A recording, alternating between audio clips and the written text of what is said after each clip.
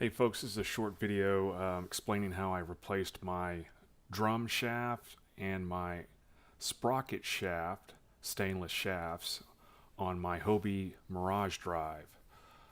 Specifically, this one here is a V2. I also have a V1. They were wore out, and these shafts are replaceable.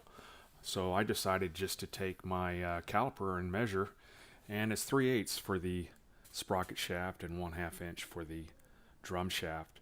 Lucky for me in Austin here, I have a Metals for You supermarket, and I could get this stuff fairly cheap. In fact, it was scrap. I bought 5.5 pounds for $5.50. Here I'm showing cutting the set screw slot in the sprocket shaft. No problem there. You're going to want to use a grinding wheel. I've got a brass brush too to knock down the burrs and whatnot. I also have a polisher another buffing polisher. Here I'm showing side-by-side comparison. It's as simple as it gets, just chamfer the end so it's not too sharp, so it's not sharp as you drive it through the drive. So it's like a stock unit. Again, I bought these two rods, enough for probably, gosh, 5 or so drum shafts and maybe 5 or so sprocket shafts for $5.50 scrap at Metals for You in Austin.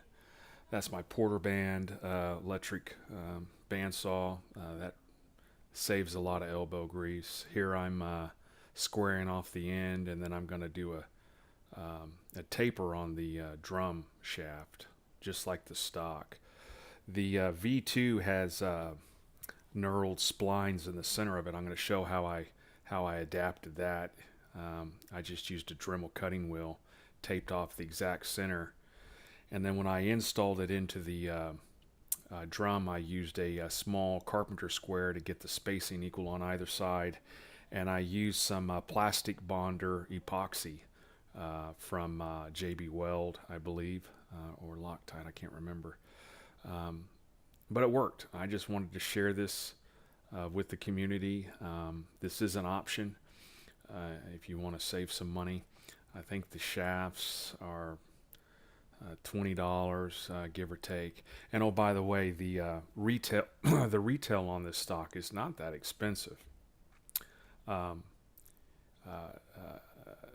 $20 for it was. It may have been 20 feet. The guy said over the phone 20 feet for $20 for 3/8 inch. I didn't get a quote for the 1/2 inch. I'm sure it's a little more, but it's certainly cheaper if you've got the tools and you're handy enough to do this. It wasn't hard for me to do, and it's just another option for you out there if these are parts you need to replace on your Mirage drive. Folks, I'm hoping this was beneficial. This is doable. It does work, and I haven't tested them out yet, but everything seems as normal. They fit into the wells just fine. Thank you.